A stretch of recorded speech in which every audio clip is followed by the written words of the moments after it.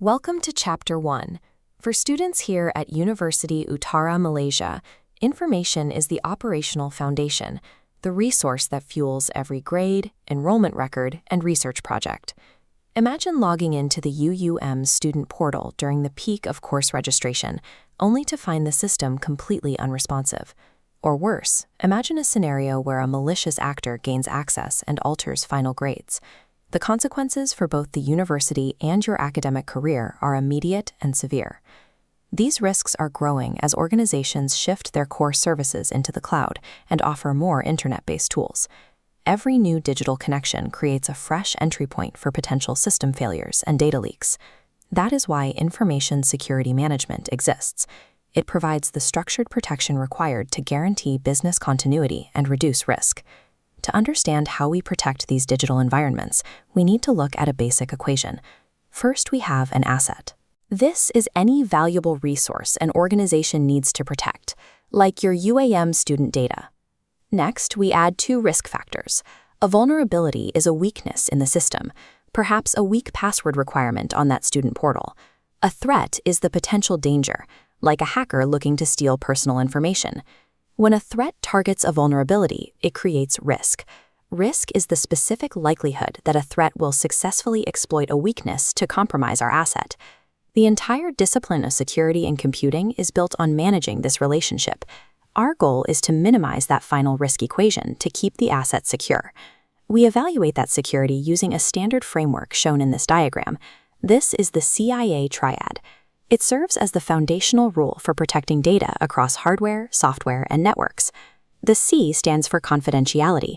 This ensures that only authorized users can access sensitive information. No one else gets in. The I is for integrity. This dictates that data must remain accurate and protected from unauthorized alterations.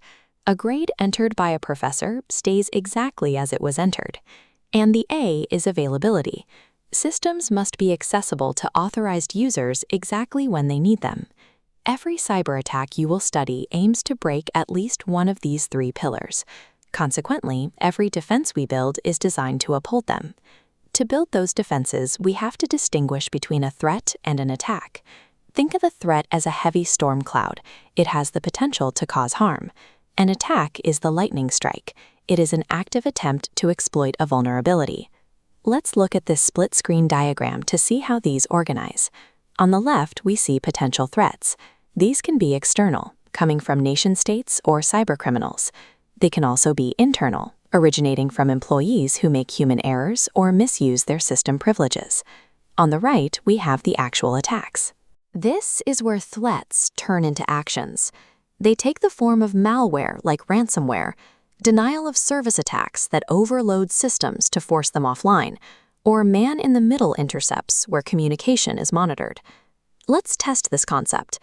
Imagine you receive this email claiming to be from the UAM admin, urgently asking you to click a link to reset your portal password. Take a second. What type of attack is this? If you identified this as a phishing attack, you are correct. By tricking you into handing over your credentials, the attacker bypasses technical defenses to steal sensitive data, directly compromising the confidentiality pillar of our triad.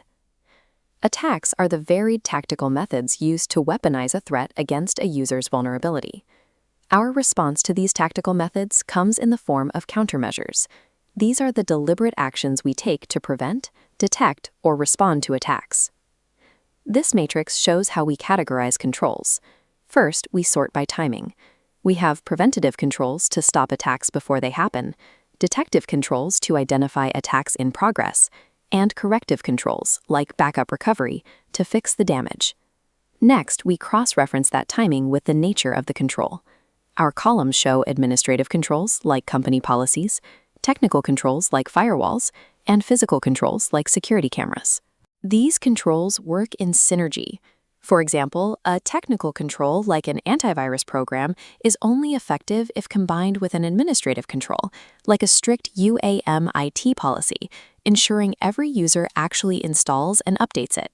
True security requires an overlapping matrix of technical tools, guided strictly by human administration. Because security requires constant human guidance, the field offers a wide variety of career paths.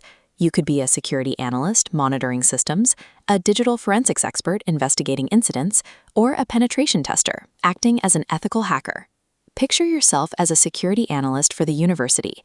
Your daily task involves actively monitoring login logs, searching for suspicious behavior that might indicate an active attack on the student portal. Looking at this scale, success in that role requires a deliberate balance. On one side, you need technical skills like networking and cryptography. On the other side, you need analytical and management skills, such as policy development and the ability to write clear reports. For computer science students, the reality of the industry is this: technical skills will get you hired, but the ability to translate complex security risks into clear business language for management will get you promoted. Let's bring this back to the CIA triad to see how it applies to real-world incidents. Look at the first call-out box. A ransomware attack locking down hospital systems creates a failure of availability. An insider threat leaking sensitive data results in a failure of confidentiality. Finally, hackers defacing a website causes a failure of integrity. Regardless of how complex a new cyber attack seems in the news, the resulting damage can always be categorized and addressed through this CIA framework. Let's leave you with a final question to consider. Why do internal threats often cause more damage than external hackers? As this summary sheet shows, we build extensive perimeter defenses. Internal threats often bypass those technical and physical controls because the user already has legitimate access. This highlights why we need holistic management across all systems, networks, and users. Information security management integrates technical tools with business strategy to shield the digital assets an organization depends on.